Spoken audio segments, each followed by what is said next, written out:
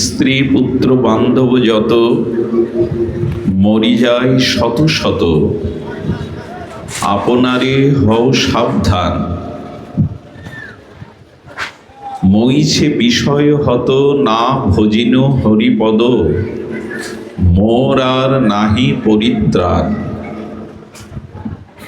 শ্রী শ্রী প্রেমভক্তি চন্দ্রিকায় নিত্যানন্দ আবেশ সমরতি প্রেমভক্তির মহারাজ নিখিল শাস্ত্রের ভজন উপলব্ধি এই ত্রিপদীতে তিনি বলছেন, না ভজিন হরিপদ, মোর আর নাহি পরিত্রাণ।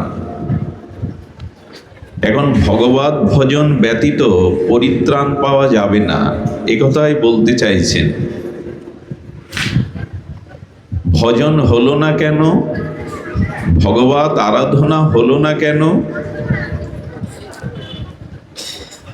মহিষে বিষয়ী হত।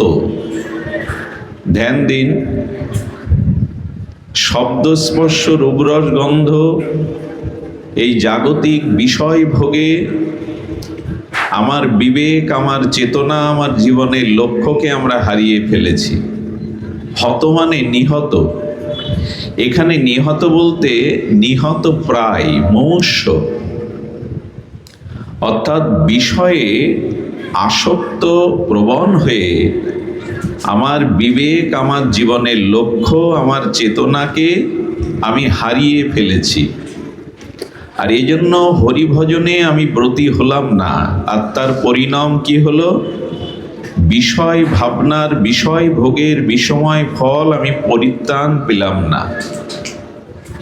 দেখুন, এই স্ত্রী পুত্র বান্ধব কুটুম্ব এরা মরি যায় শত শত। আমাদের স্ত্রী পুত্র বান্ধব কি শত শত? ঠাকুরমশাই বলছেন তা নয়। যতবার মনুষ্য জন্ম নিয়ে জগতে এসেছো, স্ত্রী পিতামাতা বন্ধু কুটুম্ব সজ্জন পেয়েছো, বাড়ি গাড়ি বিষয় সম্পত্তি পেয়েছো, এদের কেউ টিকে থাকেনি। এদের অস্তিত্ব তুমি ধরে রাখতে পারোনি, কারণ এই বিষয় ভোগগুলো অধ্রুব, সত্য নয়। আমরা যে স্ত্রী পুত্র পিতামাতা বন্ধু কুটুম্ব সম্ভোগ করি, এদের সাথে যে ব্যবহার করি, এটা অল্প দিনের, অধ্রুব। ধ্রুব মানে চিরদিনের নয়। কিসের শব্দ হচ্ছে এগুলো? এটা পরে করতে বলেন, পরে পরে। এগুলি এখন নিষেধ করেন, বিঘ্ন হচ্ছে ভাগবত। 1 ঘন্টা পরে করতে বলেন।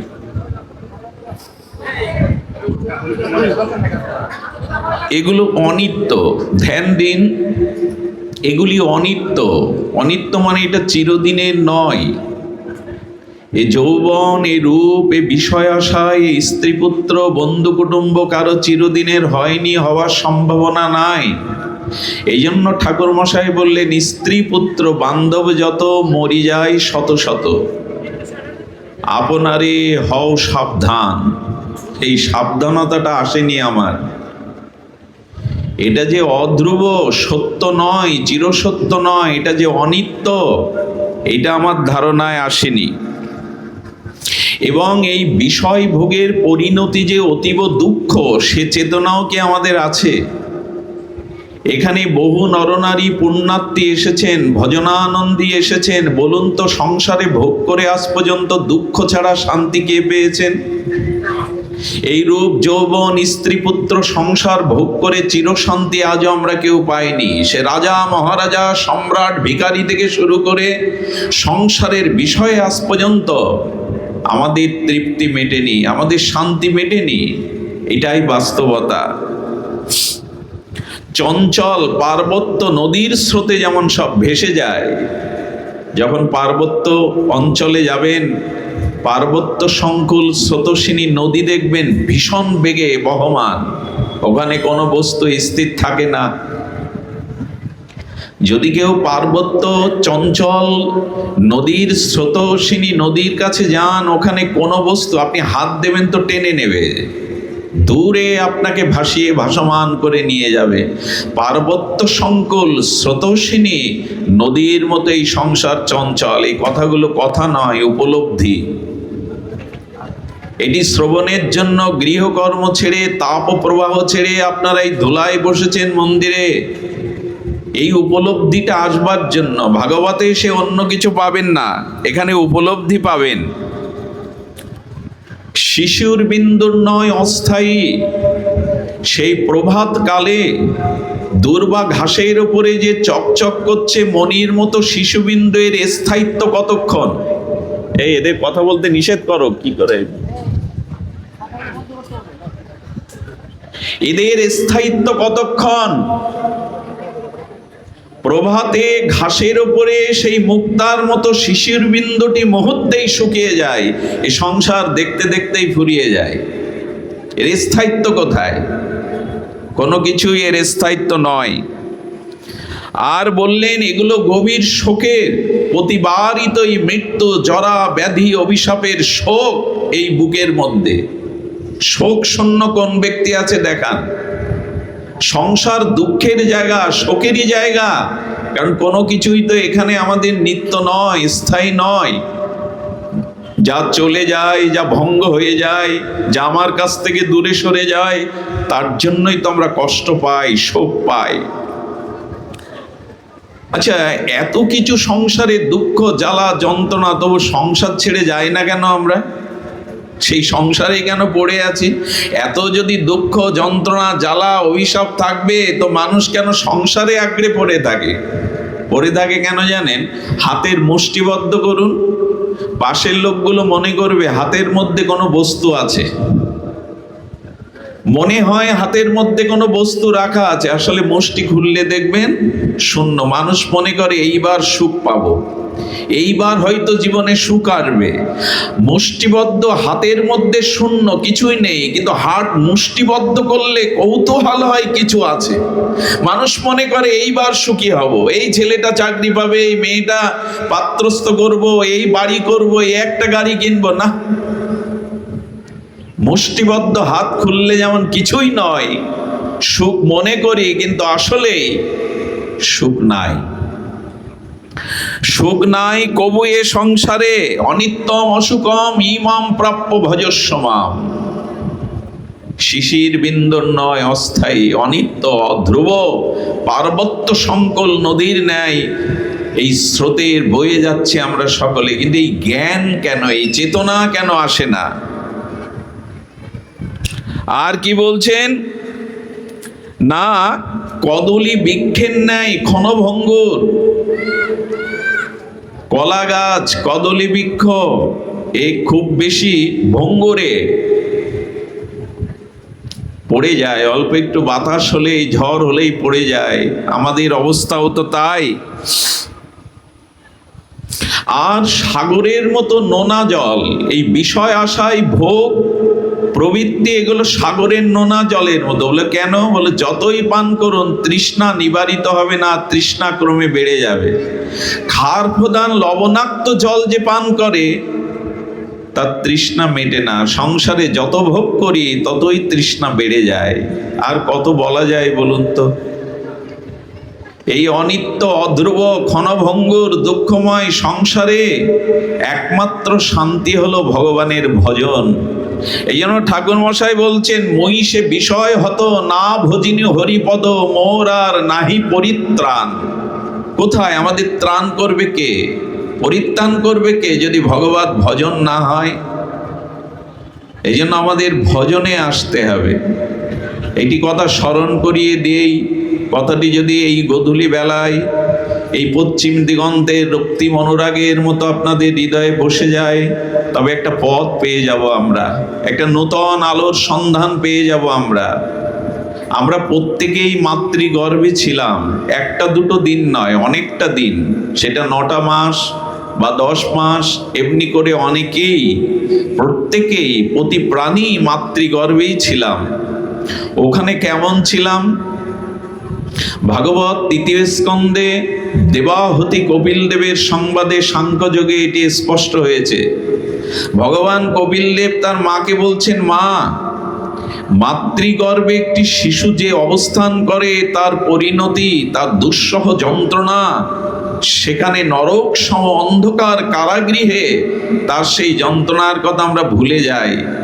আমার মুখটা থাকে মলমূত্রের দুয়ারে, মায়ের গর্ভে অসংখ্য কীট বারবার দংশন করতে থাকে, মায়ের খাদ্য প্রণালীতে যা যা আছে টক ঝাল তার তাপ আমাকে পোহাতে হয়, উদ্যপদে হেড মুন্ডে প্রতিটি মুহূর্ত যেন কল্পের মতো নরকবাসের মতো অন্ধকারাচ্ছন্ন কষ্ট পেতে হয়। সেদিনের কথা ভুলে গিয়ে আমাদের এই দশা।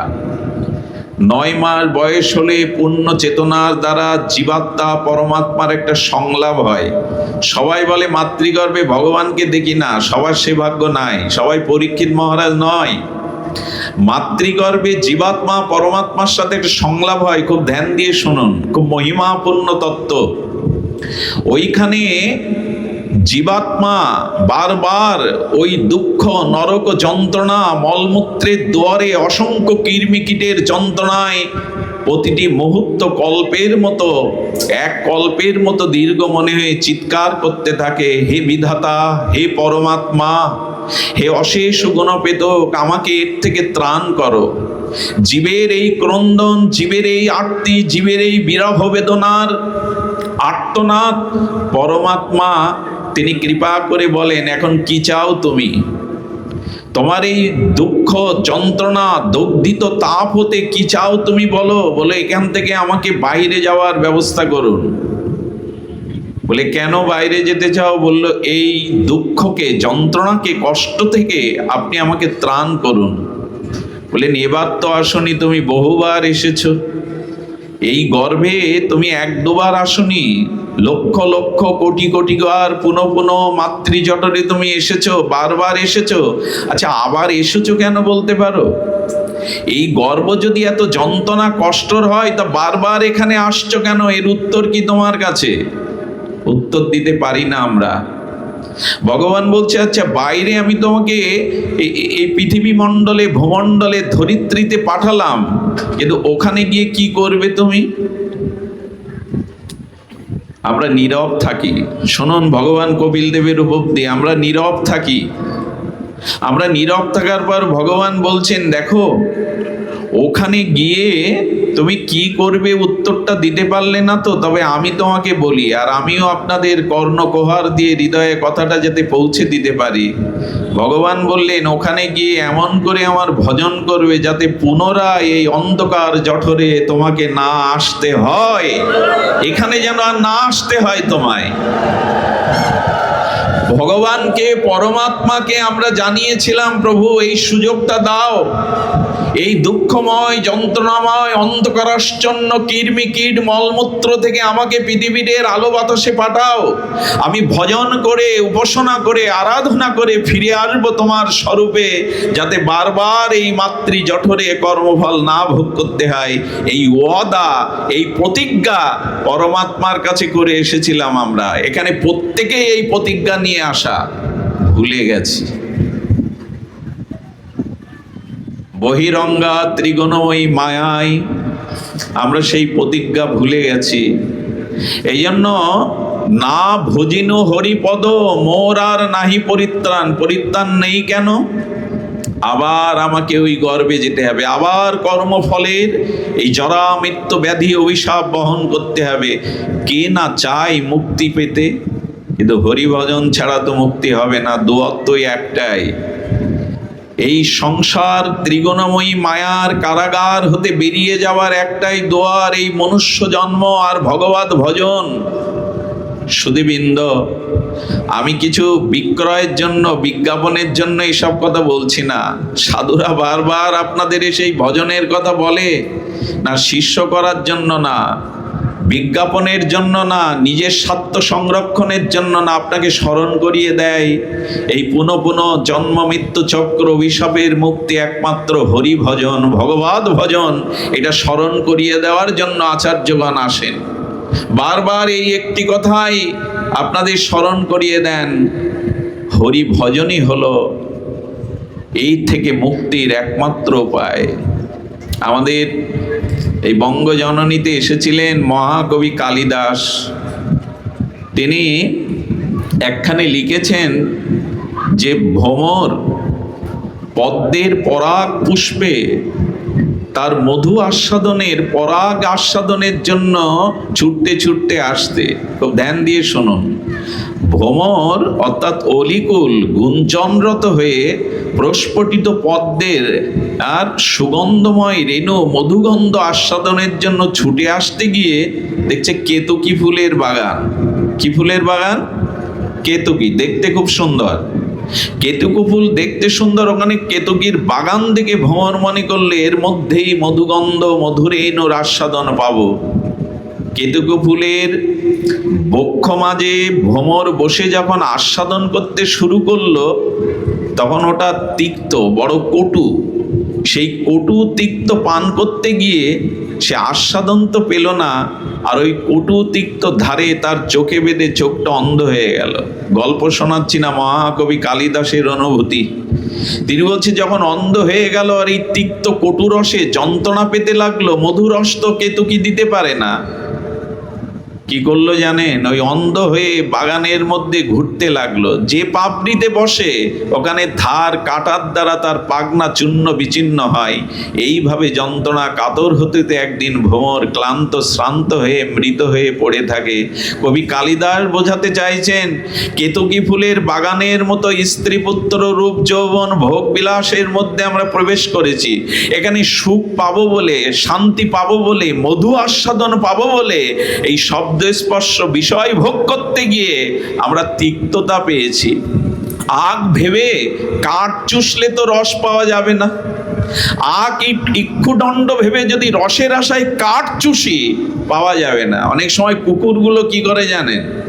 হাড্ডি নেয়, কোনো প্রাণীর, মরা প্রাণীর হাড়, ওই হাড়টা নিয়ে গালসি দিয়ে চিবাতে থাকে। হাড়ে তো কিছু নাই, রসও নাই, রক্তও নয়, মাংস নাই, তবু চিবাতে থাকে।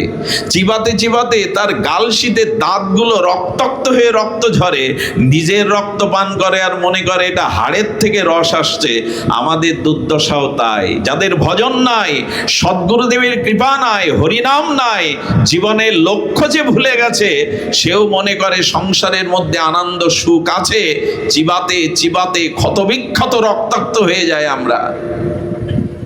চেতনা ফেরে কই? আমাদের চেতনা ফিরে কই? ক্ষত বিক্ষত আজ আমরা।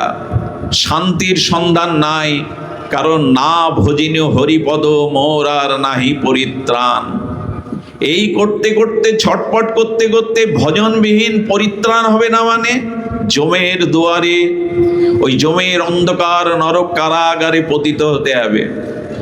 আচ্ছা, জম আদালতে যদি জিজ্ঞাসা করে তুমি ভজন না করে এখানে এসছো, তবে সেদিন যেন এইটুকু বলতে পারেন, যারা এইটুকু বলতে পারবে তাদের যাওয়া লাগবে না ওই আদালতে।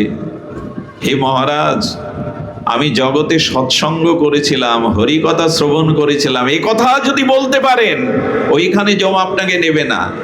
যারা সাধু সঙ্গ হরিকথা শ্রবণ কীর্তন করেছে, তাদের ওখানে যাওয়ার প্রয়োজনও নাই, তাদের নেবেও না। সুধীবৃন্দ, যাতে বলতে পারেন আমি সাধু সঙ্গে হরিকথা শ্রবণ করেছি, বৈষ্ণব সঙ্গ করেছি, হরিনাম আশ্রয় করেছি, সেদিন আর ওরা আপনাকে ওখানে নেবে না। এই জন্য না ভজিনী হরিপদ মোর আর নাহি পরিত্রাণ। এই পরিত্রাণ পাওয়ার জন্যই ভজন, যাতে অধঃপতিত না হয়, স্খলিত না হয়।